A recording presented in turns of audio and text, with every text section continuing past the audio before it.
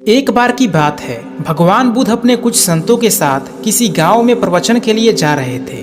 तभी रास्ते में उन्हें और उनके संतों को छोटे छोटे गड्ढे खोदे हुए दिखाई दिए। उन गड्ढों को देखकर सारे संत चुप रहे, लेकिन उनमें से किसी एक संत को रहा नहीं गया और उसने भगवान बुद्ध से पूछ ही लिया कि स्वामी जी, रास्ते में इतने गड्ढे क्यों हैं? इसका क्या कारण है और किसने इतने गड्ढे किए?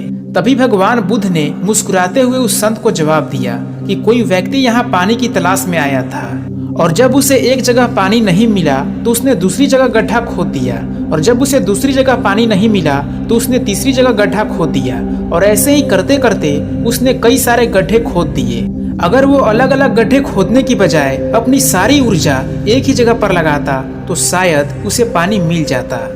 और इसलिए ही ये कहा जाता है कि अलग अलग जगह अपनी ऊर्जा मत लगाओ, अपनी पूरी ऊर्जा सिर्फ एक लक्ष्य पर रखो। अलग अलग जगहों पर अपना ध्यान लगाओगे तो तुम्हें किसी भी जगह कुछ भी हासिल नहीं होगा, और अगर अपना सारा अटेंशन सिर्फ एक चीज पर लगाओगे तो तुम्हें उसमें एक ना एक दिन सफलता अवश्य ही मिलेगी। जस्ट इमेजिन आप एक सफर पर है जहां आपको बहुत सारी जगहों पर जाना है और आपके सामने हर एक जगह पर जाने के लिए एक एक पार्टिकुलर रास्ता है। अब आप एक बार सोचे कि क्या आप एक साथ एक ही समय में सभी रास्तों पर चल पाएंगे? जवाब होगा नहीं, क्योंकि एक पार्टिकुलर टाइम में हम एक ही रास्ते पर चल सकते हैं, एक साथ दोनों रास्तों पर नहीं। और यही सच्चाई है, चाहे हम एक्सेप्ट करें या ना करें। सेम इसी तरह का फैक्ट हमारे गोल पर भी लागू होता है। चाहे तो आप आजमा के देख सकते हैं कि आप एक साथ सभी गोल के लिए सारे काम करने जाएंगे तो क्या हाल हो सकता है। आप विचलित हो जाएंगे सभी गोल की अलग अलग थिंग में और अलग अलग वर्क पैटर्न में। नतीजन आपके हाथ में कुछ नहीं आ पाएगा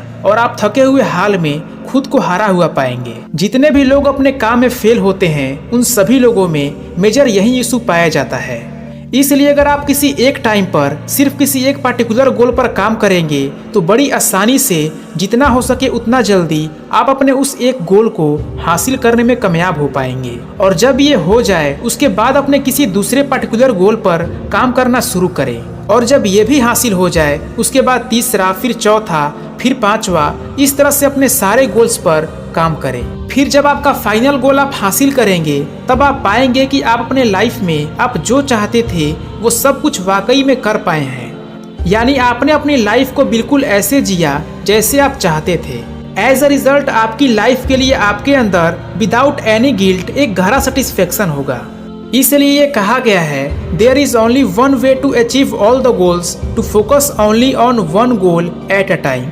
यानी अपने सभी लक्ष्यों को हासिल करने का सिर्फ एक ही तरीका है कि एक समय में अपने एक लक्ष्य पर ध्यान रखो।